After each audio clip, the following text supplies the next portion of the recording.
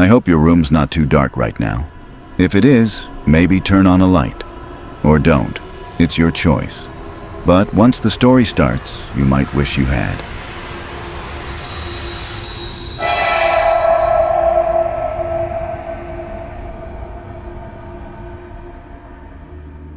The sixth floor watcher.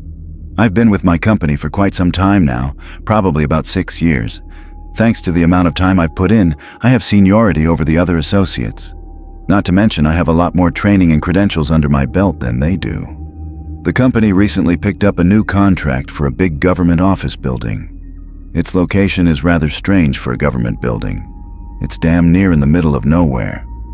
I won't get into exact details, but to give you an idea, it's a giant 6-story building surrounded by a massive parking lot, which in turn is enclosed by a 10-foot metal fence topped with barbed wire. There's only one way in and one way out. A single gate at the front connecting the parking lot to a narrow side road about 3 miles from the main highway. Beyond the fence, it's nothing but woods. No buildings, no houses, no signs of civilization for miles. Because of my seniority, I can choose whatever shifts I want. I usually work mornings or evenings and take weekends off. But after a few months at this new site, we started having trouble keeping overnight guards. During the day, there were 3 of us on shift all week. But at night, especially on weekends, we were short. On weekdays, there were 2 guards overnight, but from Friday to Sunday, there was only 1. Me. Every guard is armed on every shift, but still, no one wanted the overnight weekends. My supervisor asked if I could help out until they hired more people, offering overtime. I should have said no, but I needed extra money since I was about to move to a new apartment, so I agreed. The first couple of weekends were fine, nothing strange, but what happened on the 3rd weekend made me regret that decision. It was a Saturday night around 2 a.m. A bad thunderstorm raged outside. I was in the camera control room on the top floor. The room overlooks the back parking lot through a window and has 3 large screens showing CCTV feeds from every camera inside and outside the building, including those by the entrance gate. I was doing what I usually did on solo overnight shifts. Lights off, watching movies I'd downloaded on my phone, and playing games on my Game Boy. After sitting for a while, I stood up to stretch and walk around. Feeling a bit sleepy, I thought about heading to the vending machine down the hall for an energy drink. As I passed the window, I peeked through the blinds to look outside. Rain and wind were howling, debris blowing everywhere. I was about to step away when a flash of lightning illuminated the woods beyond the fence, and I saw something move. A figure darted from one tree to another, maybe 20 feet apart. I froze, staring through the blinds, waiting for another flash to see if my eyes were playing tricks on me. A few seconds later, another bolt lit up the area. But this time, nothing. No movement, no shadow near the trees. I told myself I was just tired, that I imagined it. So I stepped away from the window, walked down the hall, and bought that energy drink. I immediately downed the whole thing, hoping it would kick in soon. By the time I walked back to the control room, only about 5 minutes later, I'd finished it. When I got back, I immediately noticed one of the camera feeds had gone out. It was the feed showing the back part of the parking lot, the same area visible through the control room window. I went over and peeked through the blinds, spotting the camera dangling in the wind by its wires from the post it had been mounted on. I figured the heavy winds must have knocked it loose. I sat back at my desk, logged the issue in my report for the night, and went back to what I was doing. A few minutes later, while watching a movie on my phone, I heard the alert sound from the system, the one that triggers when someone accesses a restricted part of the building using a keypad. I looked at the main screen and pulled up the access log. The entry showed someone unlocking the door at the back of the building near the parking lot. A chill ran down my spine as everything started connecting. The shadow figure, the camera going out, and now this. Whoever it was had the code, because the system showed a green light confirming access granted. I knew it couldn't be another guard or employee. If it were, there would have been a memo detailing who, when, and where. I picked up the desk phone to call the cops, but the line was dead. I checked my cell. No signal. My only option was to try to move around the hallway and find a spot with service. I left the control room and started down the hall toward the service stairwell, watching my phone for bars. Just then, as I looked down, the power went out. Everything went black. My instincts kicked in. I was near the stairs, so I decided to head for the lobby and make a run for my truck. I opened the stairwell door. It was nearly pitch dark inside. I chose to move quietly, hoping the darkness would work in my favor. If someone had cut the power, they were probably in the generator room, in the basement. Unfortunately, the basement was just one level below the lobby I needed to reach, and the generator room was close to that same stairwell. I made it down to the 4th floor when I suddenly heard a door open at the bottom. I froze. My hand went to my weapon, but even with all the training I'd had, I wasn't sure I was ready to use it. I prayed it wouldn't come to that. Then I heard it. Heavy footsteps, slow and deliberate, climbing upward. My heart raced. I came up with a new plan. Go back up, quietly, as fast as possible, all the way to the 6th floor where I started. Near the top, just past the stairwell door, there was a ladder leading to a roof hatch. I'd climb up and hide just below the hatch in the dark, waiting it out. I turned around to start moving when my gun brushed against the metal railing with a loud clang. I froze, and so did the footsteps. A few seconds of silence passed. Then suddenly I heard them sprinting up the stairs toward me. I sprang up the stairs as fast as I could, running as if my life depended on it. When I reached the top, just before passing the door I had come through, I had a sudden idea for a diversion. I threw the door open hard, letting it slam shut on its own, then kept running toward the ladder and climbed as quickly as I could. The sound would make it seem like I had gone through the door. With only seconds to spare, I reached the top of the ladder. The man, fooled by the noise, burst through the door without even glancing my way and ran into the hall as it slammed shut behind him. That was my chance. I jumped down from the ladder, about 10 feet, landing with a loud thud, and took off down the stairs. He must have heard me, because I had barely gone one flight before I heard the door crash open again and his heavy footsteps pounding after me. Both of us were sprinting full speed, my heart hammering so hard it hurt. I managed to stay one floor ahead of him all the way down. When I reached the lobby, luck finally turned in my favor. Behind me came a crashing sound, followed by a sharp cry of pain. I didn't stop to look, but I think he had tripped and fallen on the stairs. I wasn't about to stick around to find out. I bolted through the lobby doors, ran for the main entrance, and used my key to unlock it. My truck was close by, thank God. The wind was howling, rain pouring in sheets as I hit the key fob to start the engine and unlock the doors. I sprinted across the parking lot, jumped in, threw it in reverse, and as I shifted into drive, I saw him burst out of the building, dressed in black, face hidden behind a mask and hood, charging straight toward me. I floored it, tires screeching on the wet pavement as I tore out of the lot and down the side road. I didn't stop until I was almost at the main road, where my phone finally picked up a signal. I called the police immediately. They arrived about 15 minutes later, and I followed them back to the site. I told them everything and filled out reports for both the police and my company. They searched the building and the surrounding woods, but found nothing. The scariest part was when they inspected the stairwell. Apparently, the man had dropped something when he fell. The officers recovered a fully loaded, unregistered semi-automatic handgun. To this day, no one knows who he was or why he broke into that building. There was nothing special about it, other than being government property. Whatever the reason, I'm just grateful that luck was on my side that night. The corporate office in New Jersey. I used to work nights as a security guard in a medium-sized corporate office building in New Jersey, and for the most part, the nights were boring, quiet, and uneventful. Which is exactly why what happened one night has stuck with me so vividly for years. It started around midnight, after the last employees had left and the lobby was empty except for me.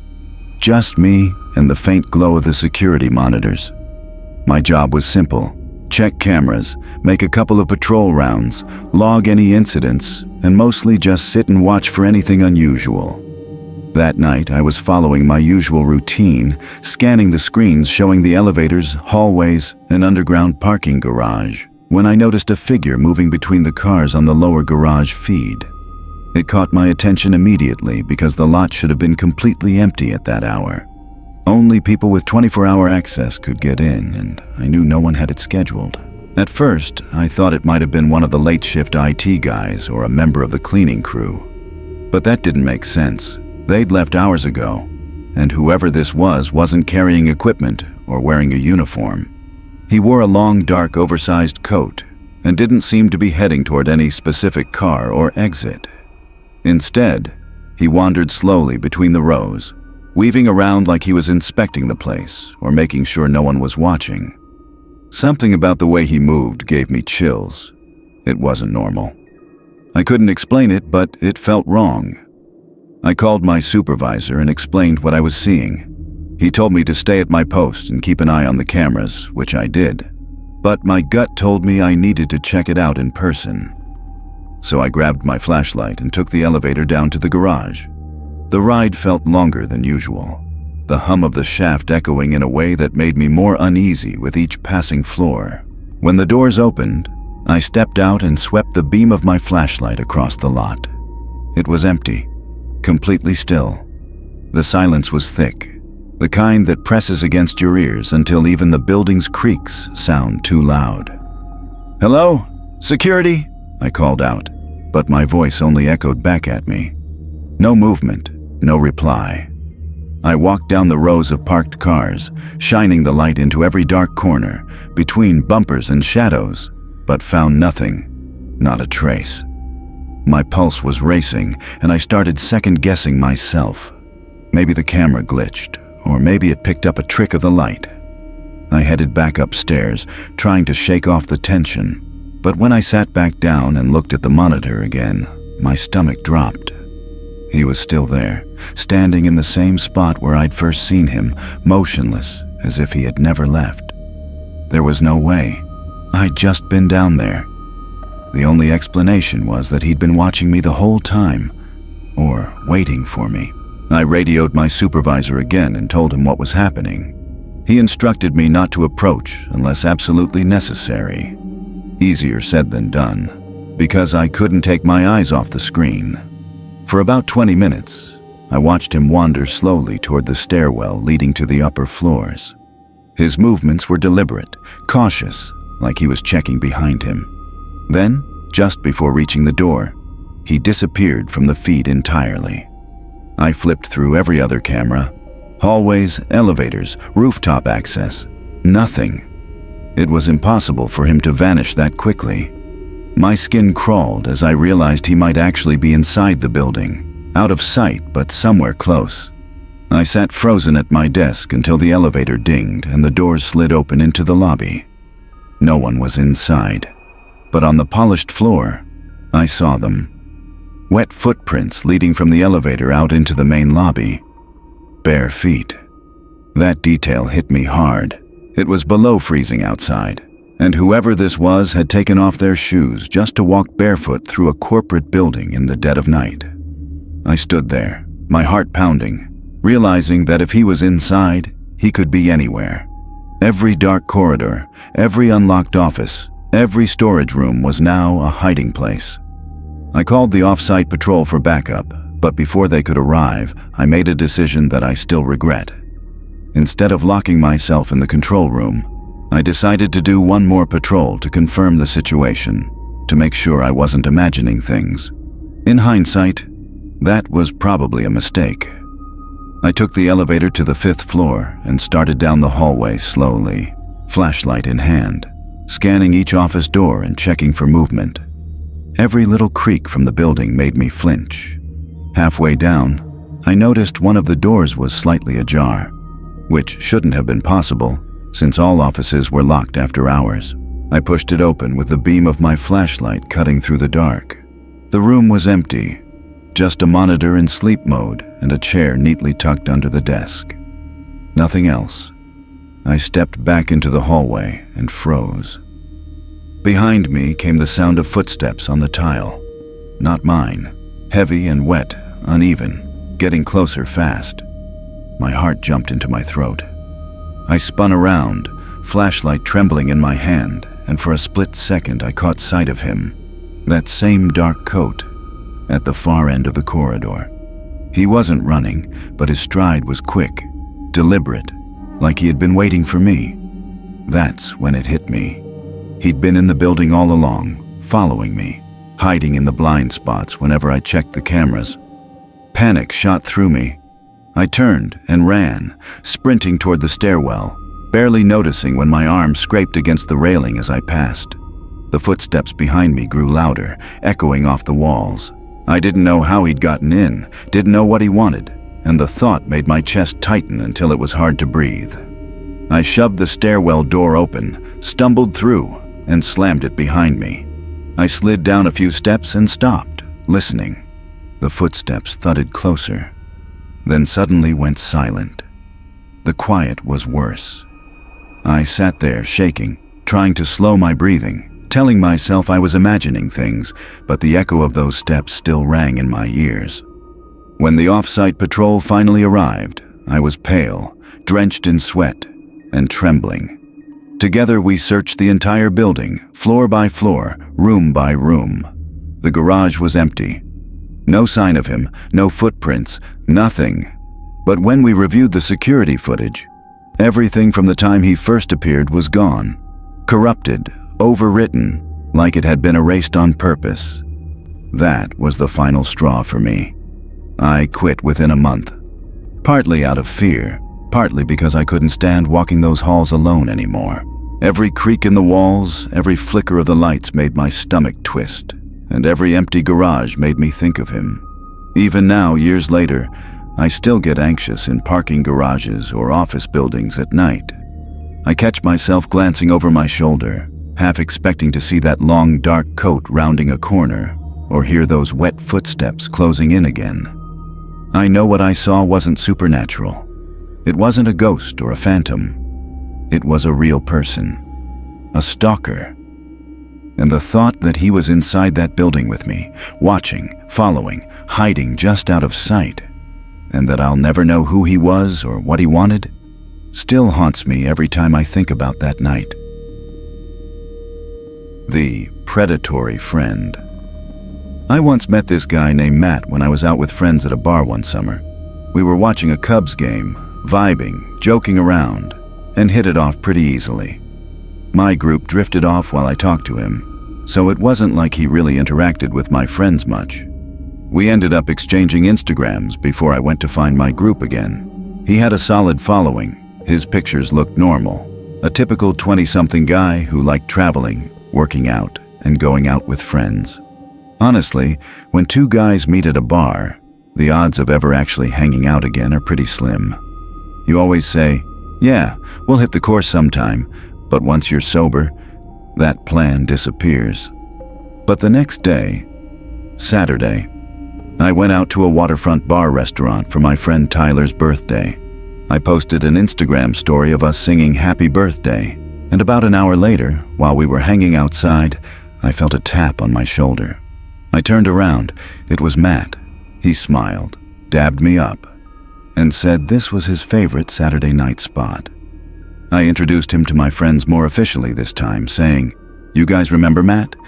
They barely did, but nodded politely. The night went fine. Matt hung around, drank with us, and fit in just enough that no one thought much of it.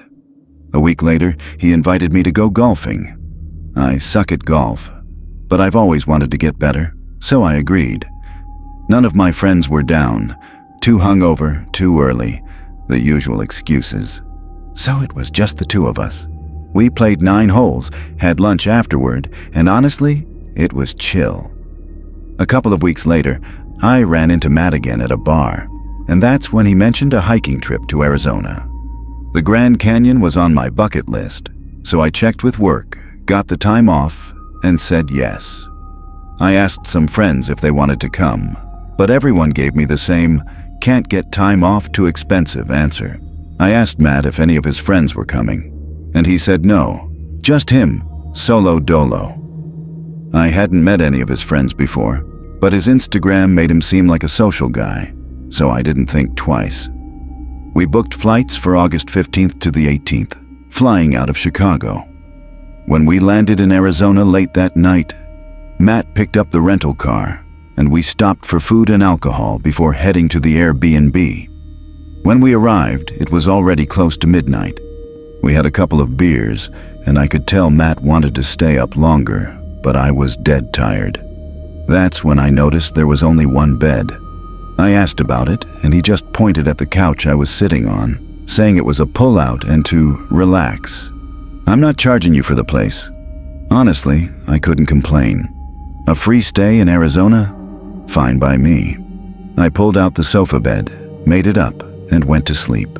Sometime in the middle of the night, I woke up to the sound of footsteps. Matt walking through the living room to the kitchen for water. I'm a light sleeper, so the smallest sound wakes me. I saw his shadow move past, rolled over, and went back to sleep. The next morning, he woke me up early. It was a sunny, gorgeous day, and we drove straight to the Grand Canyon. I had no idea just how massive it truly was or how many individual trail options there were. We hiked the Bright Angel, I think. I didn't realize how out of shape I was until that day. Matt was perfectly fine, laughing and telling me to keep up while I was dripping in sweat and out of breath. We took numerous breaks, which we used to take a million amazing pictures. It was beautiful. Eventually, we got back to the car. We had been hiking for over 2 or 3 hours, and I needed food. We stopped by a deli on the way back. It was a long drive back to Phoenix, and when we got there, we took a midday nap. And then after that, we explored around Phoenix. And of course, in true Matt fashion, we drank at multiple bars. I barely knew the guy, but I could already see he liked his alcohol. Fast forward, we got really drunk. But I think I got drunker, and I'm not sure how, because Matt was downing as many drinks as me. We had to leave the rental on the street and Uber back to the Airbnb. It was late. Time flew by somehow.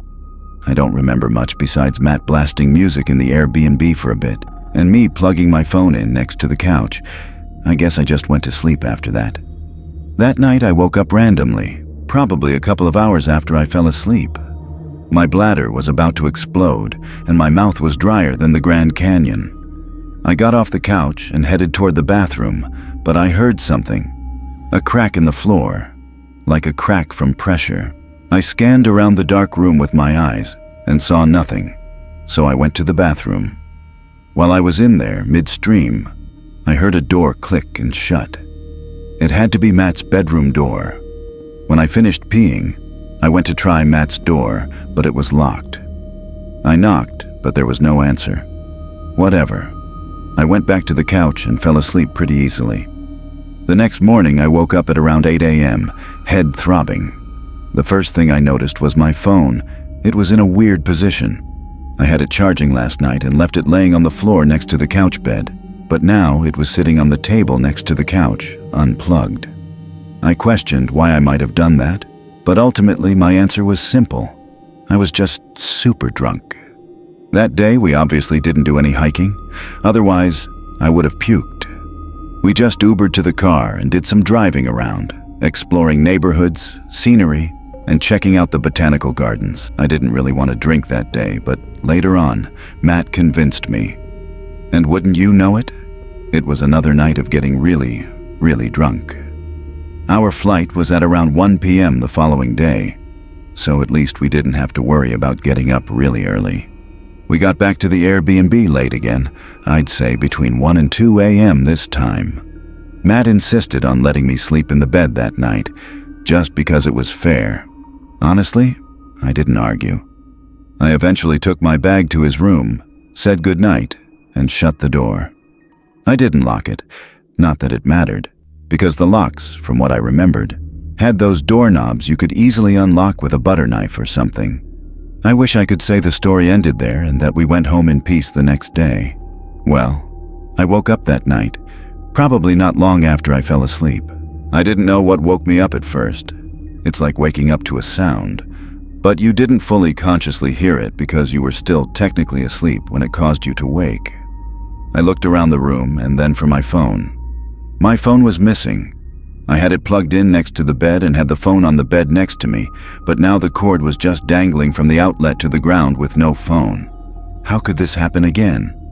I looked on one side of the bed on the floor and then the other, and I jumped up and screamed at the top of my lungs when I saw Matt laying face down, sprawled out on that side of the bed on the floor. He looked up, looking like he'd just woken up from a deep sleep. I shouted, "What are you doing?" He looked around the room, acting confused, like he didn't know how he got there. He stood up and said that he must have been so blacked out that he just walked in here to go to bed, but then remembered I was in the bed and crashed on the floor. But that didn't make sense because he was on the side of the bed farther from the door. I then accused him of taking my phone, and he played dumb. He said I should check under the bed. Maybe it fell. Then he got on his knees, looked under the bed, and instantly said, "Bro, here it is," as he pulled it out from underneath. I looked at him and I genuinely felt like I was staring at a different person. Who was this guy? Did he really try getting into my phone twice? I told him I'd just go back to the couch, but he insisted he would. And then he left the room. You bet your ass I locked the door this time. If it weren't for the phone, sure, I might have seen it as him being really drunk and doing something goofy like passing out on the floor. But I was detecting bullshit there. He took my phone, and I know it. Since I was still kind of drunk, I didn't really have much trouble falling back asleep. Once again, I wish it ended there. But it didn't. I woke up one more time that night, and this time I quickly realized why. At the foot of my bed was Matt standing there, but all I could really see was his silhouette. For some reason, I didn't jump or scream right away. He sat down on the bed and started rubbing my foot, and that's when I screamed at him to get out.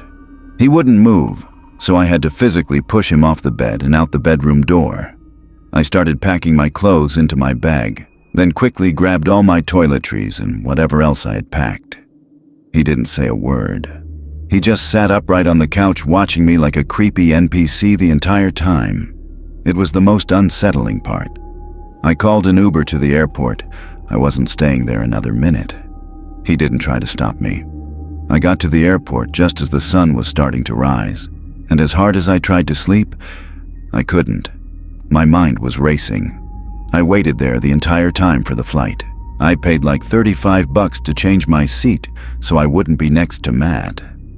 I looked out the window the entire time the plane was boarding so I wouldn't have to make eye contact with him. I didn't tell any of my friends until later that day. I just needed time to process everything.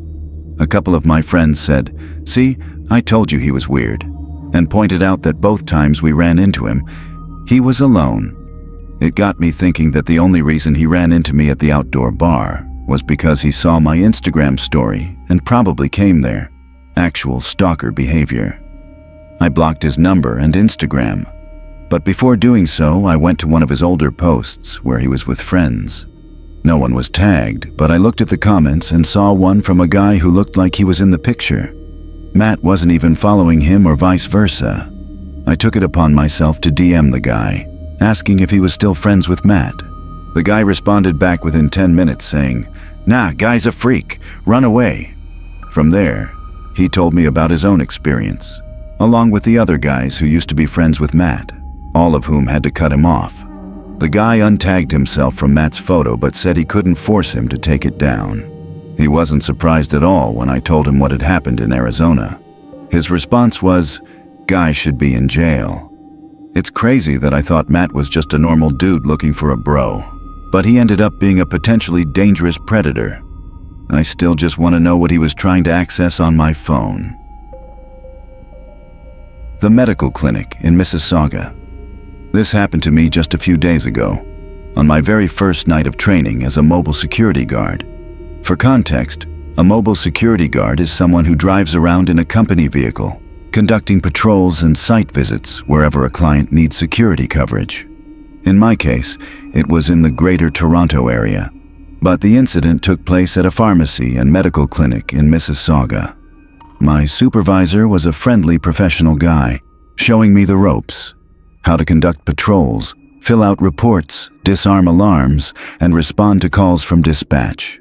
Normally, when an alarm goes off, dispatch notifies us over the radio, and we drive to the site to check it out. But that night, there wasn't any alarm. We were just doing a routine perimeter check around 1:15 a.m. to make sure everything was normal. From the moment we stepped out of the vehicle, though, something felt wrong. First, the underground parking garage gate was wide open. Second, the front door of the building was completely busted in. My supervisor frowned and said, "What the F? How is this possible? If someone broke in, the alarm should have gone off." I had no idea how to react. It was my first time at the site, and he'd mentioned earlier that this was a brand new contract for our company. We cautiously stepped inside, flashlights cutting through the dark. Then he suddenly said, "Look at the elevator. It's moving." I turned to look, and sure enough, the elevator lights showed it cycling through floors. G, 1, 2, 3, and then stopping on 4, the top level. My supervisor tensed, pulling out his baton. My stomach dropped. A cold wave of dread ran through me, and I could hear my breathing quicken inside my mask. I hated my job in that moment. Everything in me was screaming to leave. But he nodded at me, motioning toward the elevator, and we stepped inside. As we ascended, I could feel my pulse in my throat, adrenaline flooding my body. I kept thinking, what if someone's up there? What if they rush us the second those doors open? The elevator dinged softly as we reached the 4th floor. The doors slid open with a low hiss. We raised our flashlights, and there was no one in sight. The hallway ahead was pitch black and silent, the kind of silence that makes your ears ring. The air felt heavy, stale, like no one had been there in years. We turned on the lights and began checking the rooms on the 4th floor. My supervisor told me to stay close to him, admitting that even he was starting to feel uneasy. "Stick with me," he said, "and get ready to bust this." He didn't finish the sentence. Luckily, the floor was empty. Every room was clear, every door unlocked but undisturbed. We exchanged nervous looks, confused about what was going on, until we heard it. Footsteps. Slow, deliberate, echoing down the stairwell. My supervisor motioned for me to follow, and we crept toward the stairwell door, ready to swing it open and confront whoever was there. But just as we reached for the handle, the footsteps stopped. The silence that followed was suffocating. The only sounds were our own breathing and the faint hum of the fluorescent lights. Then my supervisor reached for his radio and said something I'll never forget. "A4 calling C25, go ahead. Dispatch, we need immediate backup. Be advised, someone's in the building with us. They're downstairs, possibly armed, and may be waiting to ambush us if we approach." Dispatch's reply came almost instantly, the operator's tone sharp and tense. "Copy that, A4. Do not engage. Stay where you are. Backup en route." My supervisor lowered his radio, and for the first time, I saw the fear in his eyes. His hands were trembling. He tried to stay composed, but his breathing gave him away. "Bro, don't worry," I told him quietly. "Backup's coming soon." I tried to sound confident, but my voice shook too. You might wonder why we didn't just take the elevator and get out. But the suspect was on the ground floor. That meant he could be anywhere near the exits, waiting. If we tried to leave, the sound of the elevator doors could alert him, and he could easily block our escape. Or worse, come up after us. It felt like a trap no matter what we did. 15 long minutes crawled by. Then we heard a door open below us and a voice echo through the stairwell. "Security!" It was our senior supervisor. My supervisor radioed back, "Sir, we're upstairs. Be careful, someone's still in the building." A few moments later, our senior supervisor joined us on the 4th floor. His calm presence steadied us a bit. Together, the three of us started a full sweep, moving down floor by floor. We searched every office, every washroom, every corridor. Nothing. When we reached the 3rd floor, we were halfway through checking rooms when the sound of the front door opening froze us in place. Then, rapid footsteps, running outside into the night. We bolted down the stairs, But by the time we reached the ground level, the suspect was gone. The cold air from the open door rushed in as we stood there, scanning the empty parking lot. There was no one, no trace. It was as if the person had vanished into thin air. My supervisor and I were both speechless. We had checked every floor, every corner. There was nowhere else for anyone to hide. Either that person had found a hiding spot so perfect we couldn't see it, or something far stranger was going on in that building. I still don't know what to believe, but I do know this. It was the most terrifying experience of my life. And what makes it worse is that this weekend, I'll be returning to that same site for another patrol. This time, alone, now that my training's complete. The man on the beach. This happened last summer, around mid-July.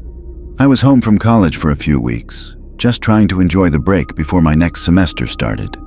My name's Kyle, and I live in Maryland. I'd been talking with my two closest friends, Jason and Marcus, about doing something together. Just the three of us, like we used to back in high school. We all go to different colleges now, so it's rare that we get time like this. We ended up planning a weekend beach trip to Ocean City. Jason's family owns a small beach house there that they don't use much, and he got permission for us to stay for a few days. It was nothing fancy, just a 2-bedroom place a couple of blocks off the sand, but it was perfect for what we needed. Time to relax, party a bit, and catch up. We drove down on a Friday afternoon. The weather was hot, upper 80s, with that heavy, humid air that sticks to your skin. It smelled like sunscreen and salt water the second we got into town. We spent the day walking the boardwalk, messing around in some of the arcades, and people watching. The beach was packed with tourists, kids running around with beach balls, families with umbrellas and coolers, and lifeguards constantly yelling at people to move out of the restricted areas. Everything felt normal. It was just a fun summer day. Later, we went back to the house, grilled burgers, had a few drinks, and started playing drinking games. By midnight, we were drunk and bored, and someone, maybe Marcus, suggested we go back to the beach. There's something weirdly appealing about being near the ocean at night. The beach is almost completely empty, the air cools down, and there's just something peaceful about it. We didn't bring much with us, just some hoodies in case we got cold, our phones, and a flashlight Jason grabbed from the kitchen drawer. We didn't plan to swim or anything, just hang out and maybe walk along the shore. We headed down a side street and onto the wooden boardwalk, then took the steps down to the sand. As expected, it was basically deserted. The waves were steady, and the only light came from a few lamps on the boardwalk and the moon behind some clouds. There was barely enough visibility to make out where the water met the shore. We walked along the edge of the surf, occasionally letting the cold water hit our ankles. We joked around, talked about random stuff, and just killed time. After a while, we stopped near one of the lifeguard towers, the wooden ones they take down at night, and we just laid in the sand looking up at the sky. That's when Jason noticed something. He suddenly sat up and said, "Is that someone walking over there?" We all sat up and looked in the direction he was pointing. At first, I didn't see anything. It just looked like a dark blur near the shoreline. But then, yeah, I saw it. A figure. It was just a silhouette at that point, walking slowly right along the edge of where the water touched the sand, probably 50 or 60 yards away. We figured it was just another person out late like us, maybe just going for a walk. But then we noticed that their movement was off. They weren't strolling around like someone enjoying the beach. Their walk was stiff, slow, and almost mechanical. Their arms didn't swing naturally, and their posture was strange. Their head was tilted down, but not fully. It looked like they were staring at the sand, or maybe scanning it. We all stopped talking and just quietly watched them. Something about it put me on edge. I remember whispering, "What the hell are they doing?" Marcus suggested maybe they were just looking for something. Jason joked that it was probably some drunk tourist who dropped their keys. We kind of laughed it off and went back to messing around, but I kept glancing at the person. A few minutes passed, and I noticed they had stopped moving. They weren't walking anymore. They were standing completely still now, and they were definitely closer, maybe 30 yards away. That's when I started feeling uncomfortable. We tried not to stare or shine our light at them, but it was getting hard to ignore. There was just something off about the entire thing. Marcus finally said, "They've been standing there for like 5 minutes. Who just stands like that?" Then Jason said something that made my stomach drop. "He's not just standing, he's looking at you, Kyle." I didn't know if he was joking or not. I kind of laughed nervously and said, "Nah, he's looking at the sand." But Jason shook his head and said, "No, look closer. His head's tilted at you." That's when Jason pointed the flashlight at him. I didn't even want him to do that, honestly, but he clicked it on and aimed the beam. The light hit the figure for just a second before the battery started dying and it flickered out. But that second was enough. I saw him. He was almost grayish-white, with no shirt, wearing wet jeans clearly from the ocean. His arms hung completely limp at his sides, his head tilted at a weird angle. Not broken, but unnatural. And his eyes. His eyes were wide open, almost bulging. The second that beam of light hit him, he moved. Fast. Without any hesitation, he broke into a full sprint straight at us. I can't even describe how unnatural it looked. There was no build-up. He went from standing completely still to running at full speed, almost like he launched forward. All three of us screamed and bolted. We didn't even look back. We just ran. I could hear Marcus behind me yelling, "Go!" as our feet pounded into the sand. My lungs were burning. We ran all the way back to the steps leading up to the boardwalk and didn't stop until we got to the street. Only then did we turn around, but he wasn't there. The beach was empty. There were no footprints behind us, just the sound of waves. We stood there frozen, trying to make sense of it. We didn't talk much on the walk back to the house. When we got inside, we locked all the doors and windows, pulled the blinds shut, and stayed up until the sun came up. None of us could sleep. I kept expecting to hear knocking or see that pale face outside the window, but thankfully it never came. The next morning we tried to laugh it off again, saying it was probably just some cracked-out homeless guy trying to scare people. But deep down, none of us believed that. The way he moved, the way he appeared out of nowhere, the lack of footprints, it made no sense. We stayed one more night, but we didn't leave the house. We left early the next morning. Over the next few weeks, we tried to move on, but then Jason texted me one night. He said he'd been having dreams, the same dream over and over. He'd wake up and see the guy standing in the corner of his room, soaking wet, head tilted, just staring at him. No movement, no talking, just standing.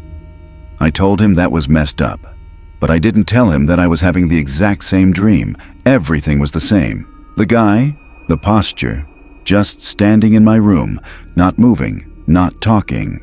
Sometimes I wake up thinking I hear the sound of wet footsteps in my hallway, but when I check, no one's there. Then last week, almost a year later, I was scrolling through this local Facebook group that posts about stuff going on in Ocean City. Someone uploaded a photo they'd taken the night before from the beach. It was grainy and dark, but I recognized what they were talking about. The caption said, "Does anyone know who this creepy guy is that I saw standing by the water at like 1 a.m.? I clicked the photo. It was blurry, but I recognized him instantly. Same posture, same pale skin. He was just looking down at the water. The comments chilled me even more. There were dozens of people saying they'd seen him too. Some said he was there for hours. One person said they watched him walk into the water and never come back out. Another said they found wet footprints on their back porch 2 streets from the beach. No prints leading to or from them. I don't know what we saw that night, but I know this. The boat in the bay. I would spend the 3 months in a classic coastal New England town. You know the type if you've ever been in that area of the country. I had a big group of friends who always did the same thing, and we'd get up to all kinds of shenanigans every day after our respective jobs. I was 19 years old when this happened, like most of my friends, and I had just gotten off a dock boy job I had. So, like any other night, I texted my friends to see what the plan was and picked up my friend, let's call him Emerson, from his job so we could go get alcohol, since he was the one with a fake ID. We got the alcohol and went back to the small town where we lived. We decided to take my family's boat, which I was allowed to use on my own, and have some beers while we waited for everyone else to finish what they were doing. We drove around the little peninsula we were on to this spot where a lot of people anchor and hang out. There were a couple of boats already anchored, and it was about 7 p.m., but that wasn't unusual. We found a spot between the two boats, threw the anchor down, and just chilled and drank. We were having a nice time, listening to the music from the boat to our left, when the one to our right decided to leave, and then eventually the other boat's music shut off. We thought they were going to leave as well, so Emerson and I, in our new drunken state, began to groan and yell for them to turn the music back on to keep the party going, shouting a bunch of other stupid stuff like that. But it didn't happen. We were sitting on the bow and started to drink again before Emerson suddenly said, "Dude, look." I turned around to look at the boat and saw 3 people standing on the edge, just looking at us. My first reaction was to laugh because I was drunk, and then I turned back around, but Emerson kept staring at them. Now, admittedly, I don't have a great sense of danger. I tend to be optimistic and lighthearted about most things, but Emerson was obviously uncomfortable. I told him not to worry about it. They were probably just trying to get a better look or something. But he kept staring, with this uneasy look on his face that I didn't understand at the time. By now, it was pretty dark, with nothing illuminating the area but the lights from their boat, so you couldn't really see who it was, just the silhouettes of these people. After a couple of minutes of trying to get Emerson to snap out of it, I turned back around and saw they were still in the same position, staring at us. I thought it was a joke, so I grabbed the megaphone from the compartment over the steering wheel and said, "20 to watch, fellas," which pissed Emerson off because he could tell something wasn't right. I was putting it back when I heard one of them laugh, audibly a man, but something about it was wrong. It sounded almost sinister. It was slow, low, and kind of raspy. That's when I started to feel uncomfortable. Emerson got up and said, "Let's get the hell out of here, bro, this ain't right." But I brushed it off and told him it was fine. Right after that, we heard 2 splashes in the water coming from their direction, and we saw that only one silhouette remained on the boat. That made Emerson immediately start pulling the anchor up while I was still laughing at the situation and at him, which, looking back now, was unbelievably stupid. He kept yelling for me to turn the engine on while I was laughing my ass off, watching him pull the anchor up and trying to drink my beer. In fact, I was laughing so much that I didn't notice the sound of the 2 people swimming near our boat. Emerson paused and looked at me with the anchor in his hands, which made me stop too. We couldn't see into the water. It was dark, and the lights on our boat were off. I called out, "Hello?" and got nothing. Even the sound of the splashing water stopped. Right after that, I heard Emerson yell, "Oh shit!" At the same time, there was a sudden splash of water behind me. I turned and saw someone trying to climb onto the back of our boat. I freaked out, and while turning the key, I saw a hand grab the railing on the side of the boat near Emerson, who was yelling and holding the anchor up, ready to fight. I finally got the engine started and instinctively gunned it forward, only to smash into the sandbar that was right in front of us. I threw it in reverse and drove backward as fast as possible until we were out of the little bay and back into open water. I put it in neutral, and Emerson and I just looked at each other before he started going off with the "I told you so's" and "You're a dumbass." I fully agreed and said we should go back, and he nodded. In hindsight, we should have hightailed it straight to the docks near my house, but for some reason, we decided to pick up everything that had been thrown around during our escape. We didn't even finish before I noticed, in the direction we had just come from, the lights of a boat approaching, and it was coming fast. I said no fucking way, jumped back to the steering wheel, and pushed the throttle all the way down. Our boat is old, so it doesn't go super fast, and even though I was full speed ahead, they were gaining on us. Emerson started to lose it, saying things like, "Who are these guys? What do they want? Why can't they just let us chill on the water?" I told him to chill out and kept my focus on getting to the docks. After about 5 minutes, the docks were finally in sight, but the boat behind us was so close that we could see its bow rising and falling with the waves. I honestly didn't know what to do. I banged a hard left and got as close to the shore as I could without beaching, and miraculously, the other boat peeled off in the opposite direction. We both let out huge sighs of relief, but I still kept the throttle wide open until we got back to the docks. After tying up and realizing, thankfully, there wasn't any damage to the boat, we met up with our friends and told them everything that had happened. We came up with a few theories. Maybe they wanted to rob us, or maybe they wanted to steal the boat. We didn't recognize the vessel, so they probably weren't from around there. I don't know.